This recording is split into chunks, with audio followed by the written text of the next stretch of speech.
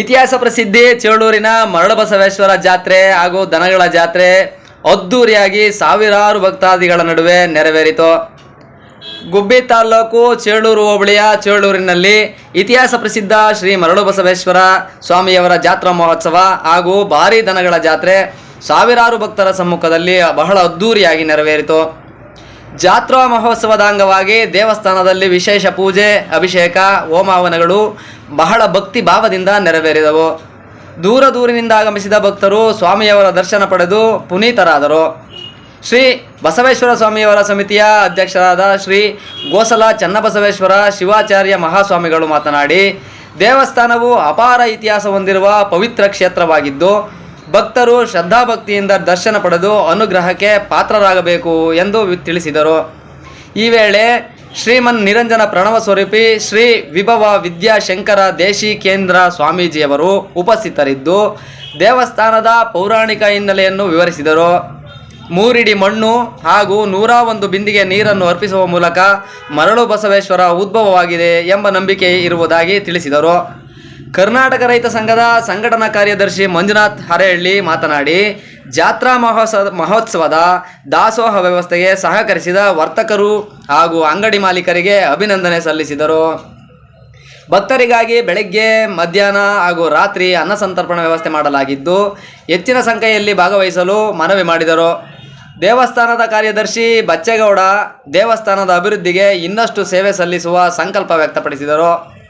ಈ ಜಾತ್ರೆಯ ಪ್ರಮುಖ ಆಕರ್ಷಣೆಯಾಗಿದ್ದ ದನಗಳ ಜಾತ್ರೆಯಲ್ಲಿ ವಿವಿಧ ಜಿಲ್ಲೆಗಳಿಂದ ರೈತರು ತಮ್ಮ ಎತ್ತು, ಹಸು ಸೇರಿದಂತೆ ಪಶುಗಳನ್ನು ತಂದು ವ್ಯಾಪಾರ ನಡೆಸಿದರು. ಉತ್ತಮ ಜಾತಿಯ ದನಗಳಿಗೆ ಹೆಚ್ಚಿನ ರೀತಿಯಲ್ಲಿ ಬೇಡಿಕೆ ಕಂಡು ಬಂದಿದ್ದು ಖರೀದಿ ಮಾರಾಟ ಚಟುವಟಿಕೆ ಬಹಳ ಜೋರಾಗಿ ನಡೆಯುತ್ತಿತ್ತು. ಲಿಂಗದ ವೀರರ ಕುಣಿತ, ಕರಡಿ ವಾದ್ಯ, ನಗಾರಿ ವಾದ್ಯ ಸೇರಿದಂತೆ ಸಾಂಪ್ರದಾಯಿಕ ಕಲಾ ಪ್ರದರ್ಶನಗಳು ಜಾತ್ರೆಯ ಸಂಭ್ರಮ ಹೆಚ್ಚಿಸಿವೆ. ಬಸವರಾಜು, ಶೇಖರಪ್ಪ, ಲೋಕೇಶ್, ರೇಣುಕಪ್ಪ, ರಾಮಯ್ಯ, ಚಿಕ್ಕಸಿದ್ದರಾಮಯ್ಯ ಸೇರಿದಂತೆ ಹಲವಾರು ಗಣ್ಯರು ಉಪಸ್ಥಿತರಿದ್ದರು.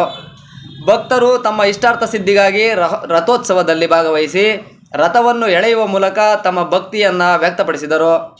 ಜಾತ್ರೆಯ ವೇಳೆ ಚೇಳೂರು ಪೊಲೀಸ್ ಠಾಣೆಯ ಅಧಿಕಾರಿಗಳು ಬಹಳ ಭದ್ರತಾ ವ್ಯವಸ್ಥೆಯನ್ನು ಕಟ್ಟುನಿಟ್ಟಾಗಿ ಮಾಡಿದರು.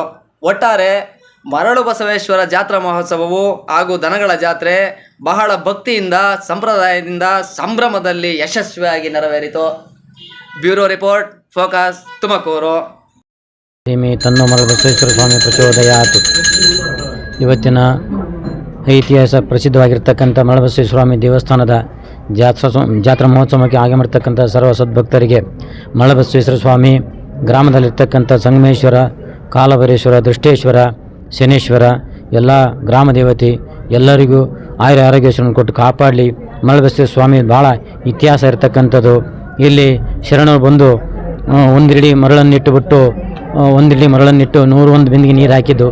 ಆ 101 ಬಿಂದಿಗೆ ನೀರು ಹಾಕಿ ಮರಳು 3 ಮರಳು ಹೊಡೆದು ಪೂರ್ತಿ ಅದು ಮರಳ ಬಸವೇಶ್ವರ ಕೆರೆದ್ರೆ ಇವತ್ತು ಉಸುಗೆ ಬರ್ತದ್ರಲ್ಲಿ ಮರಳೇ ಬರುತ್ತೆ.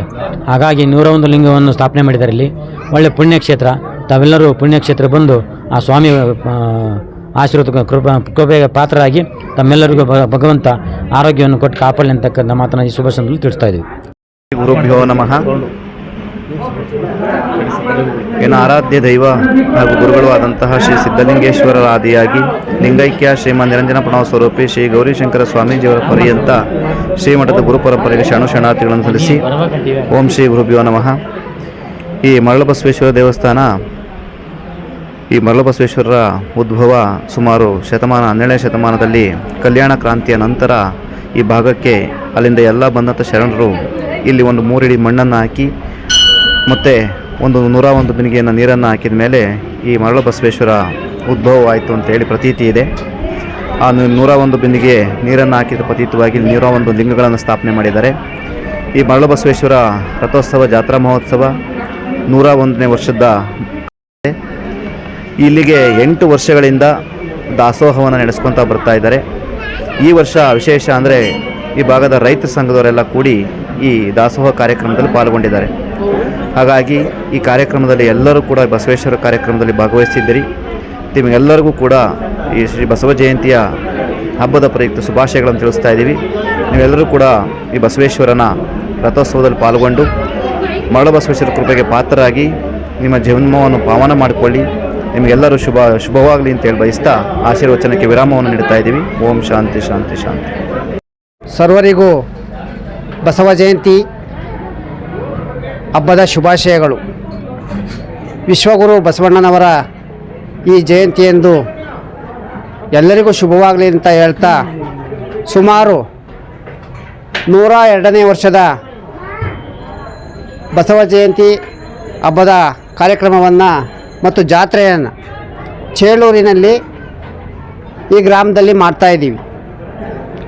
ಬರುವಂಥ ಭಕ್ತರಿಗೆ ಅನ್ನಪ್ರಸಾದವನ್ನು ವಿತರಣೆ ಮಾಡ್ತಾ ಇರ್ತಕ್ಕಂಥದ್ದು ಸುಮಾರು 6 ವರ್ಷದಿಂದ ಚೇಳೂರಿನ ಗ್ರಾಮದ ಎಲ್ಲ ಅಂಗಡಿ ಮಾಲೀಕರಿಂದ, ಮಂಡಿ ವರ್ತಕರಿಂದ, ಎಲ್ಲ ಸಮುದಾಯದ ಜನಗಳಿಂದ ರೇಷನ್ಗಳನ್ನು ಸಂಗ್ರಹಣೆ ಮಾಡಿ ಎಲ್ಲರೂ ಸೇರ್ಕೊಂಡು ಈ ಆಹಾರ ಪದಾರ್ಥಗಳನ್ನು ಮಾಡಿ ಬರುವಂಥ ಭಕ್ತರಿಗೆ ಮಂಡ್ಯ, ಮೈಸೂರು, ಇಡೀ ಸುತ್ತಮುತ್ತಲ ಎಲ್ಲ ಜಿಲ್ಲೆಗಳಿಂದಲೂ ಸಹ ದನಗಳನ್ನು ತಂದು ಇಲ್ಲಿ ದನಗಳ ಜಾತ್ರೆ ನಡೀತೈತಿ. ಈ ದನಗಳ ಜಾತ್ರೆಗೆ ಬರ್ತಕ್ಕಂಥ ಭಕ್ತರಿಗೆ ಮತ್ತು ಚೋಳೂರು ಸುತ್ತಮುತ್ತಲಿನಿಂದ ಬರ್ತಕ್ಕಂಥ ಎಲ್ಲರಿಗೂ ಸಹ ದಾಸೋಹದ ವ್ಯವಸ್ಥೆಯನ್ನು ಸುಮಾರು 6 ದಿನಗಳ ಕಾಲ ಎಲ್ಲ ಭಕ್ತರು ಸೇರಿ ನಾವು ಮಾಡ್ತಾ ಇರ್ತಕ್ಕಂಥದ್ದು. ಹಾಗಾಗಿ ಈ ಚೇಳೂರಿಗೆ ತನ್ನದೇ ಆದ ಒಂದು ಇತಿಹಾಸ ಇದೆ.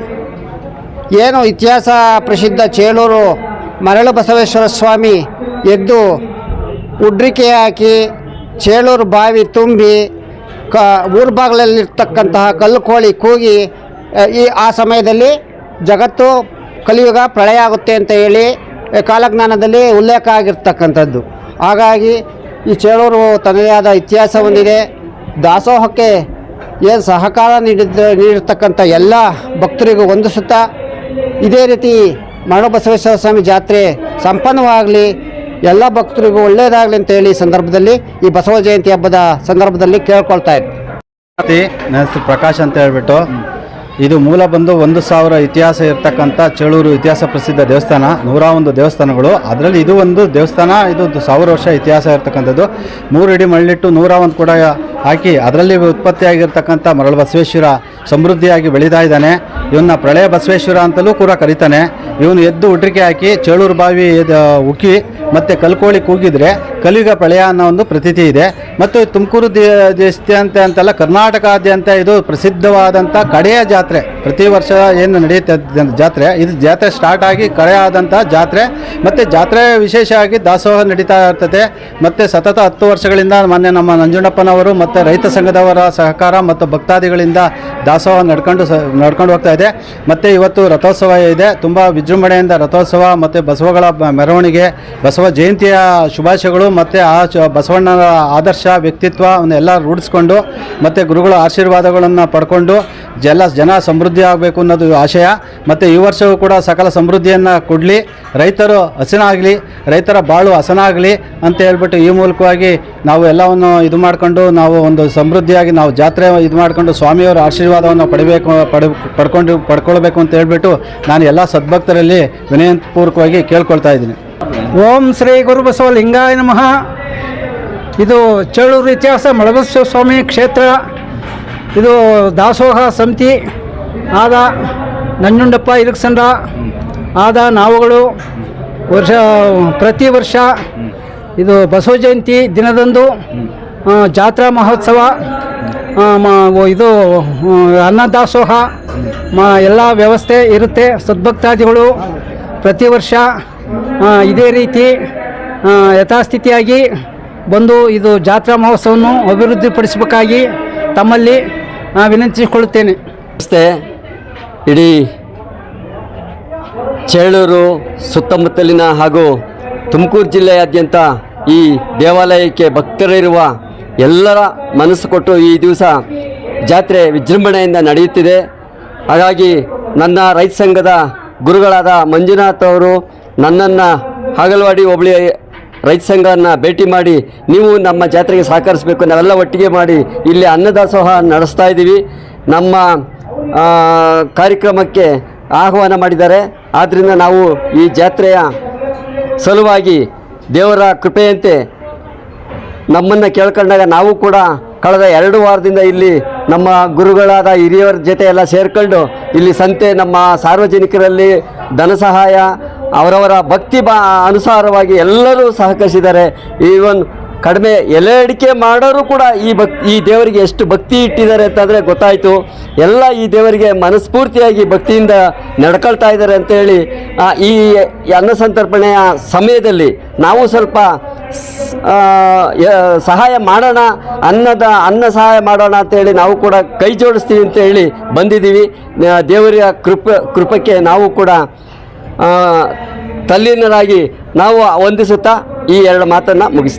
ಓಂ ಗುರು ಬಸವಲಿಂಗಾಯ ನಾನು ಇಲ್ಲಿ ಮಲಬಸವೇಶ್ವರ ಜೀರ್ಣೋದ್ಧಾರ ಸೇವೆ ಸಮಿತಿಯ ಕಾರ್ಯದರ್ಶಿಯಾಗಿ 21 ವರ್ಷದಿಂದಲೂ ಮಾಡ್ತಾಯಿದ್ದೀನಿ.